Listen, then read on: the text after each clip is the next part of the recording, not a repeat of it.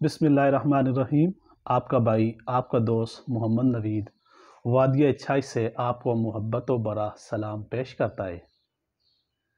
आज एक नई वीडियो के साथ आपकी खिदमत में हाजिर हुआ हूँ।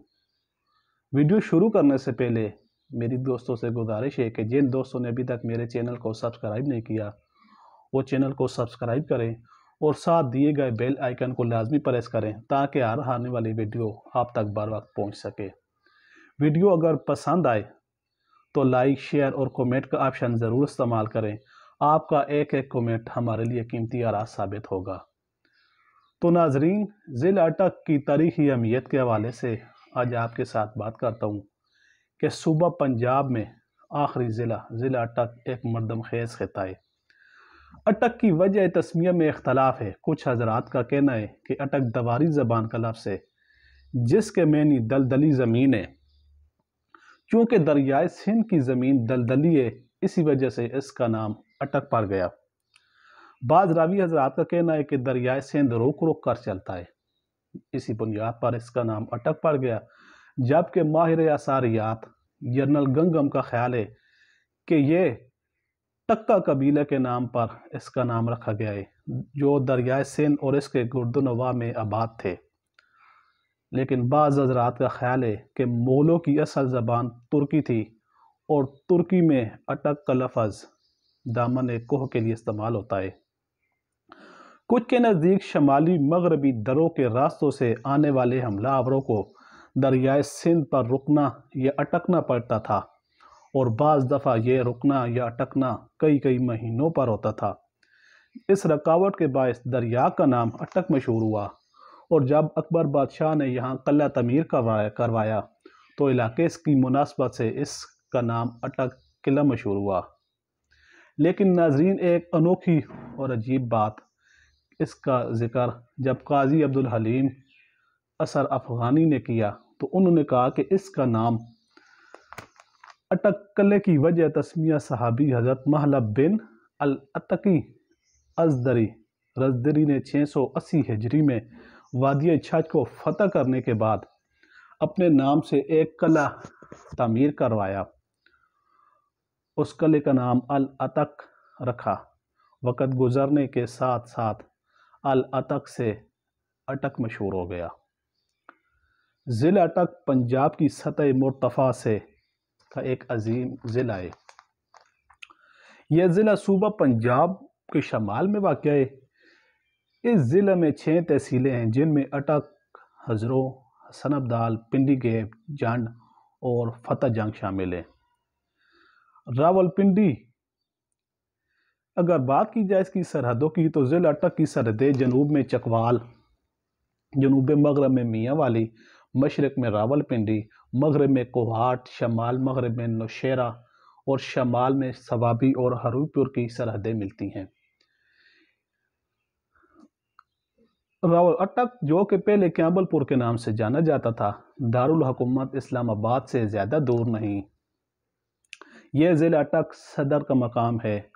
ज़िला अटक आबादी के लिहाज से पंजाब का 36वां और मुल्क पाकिस्तान का 61 यानी 61वां बड़ा शहर है। इस शहर की बुनियाद 1908 में तारीखी शहर अटक खुर्द से चंद मील दूर जनूब मशरक़ में रखी गई, जिसे मुग़ल आज़म शहनशाह अकबर ने 16वीं सदी में कायम किया। इब्तदाई तौर पर इसका नाम बरतानी अफवाज के commander in chief sir colon Campbell के नाम पर एजाज़ी तौर पर रखा गया। बाद अज़ां कैम्बलपुर और इसके बाद 1978 में अटक का नाम वापस कर दिया गया।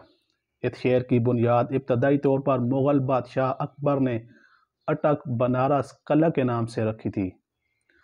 बाबर के पोते मुग़ल बादशाह अकबर आज़म ने 1581 में इस इलाके की ताज़ीराती अहमियत को तस्लीम किया और मशहूर अटक फोर्ट कम्प्लेक्स तामीर करवाया। नाजरीन, अटक फोर्ट के हवाले से इंशाअल्लाह जल्द आपकी खिदमत में एक किशत लेकर हाजिर हूँगा।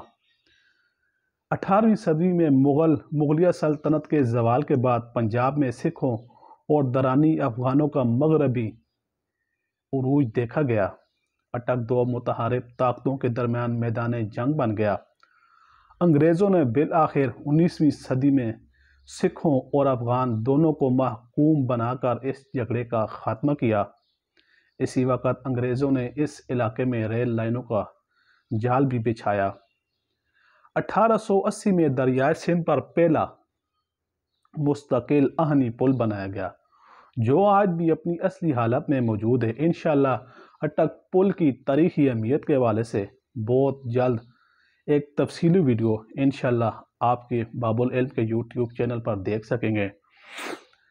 بات اگر کی جائے جغرافیہ کے لحاظ سے تو اٹک دریائے سندھ کے مشرق میں راولپنڈی سے 80 کلومیٹر، پشاور سے 100 کلومیٹر اور پاکستان ایروناٹک کمپلیکس کامرا سے صرف 10 کلومیٹر کی دوری پر واقع ہے۔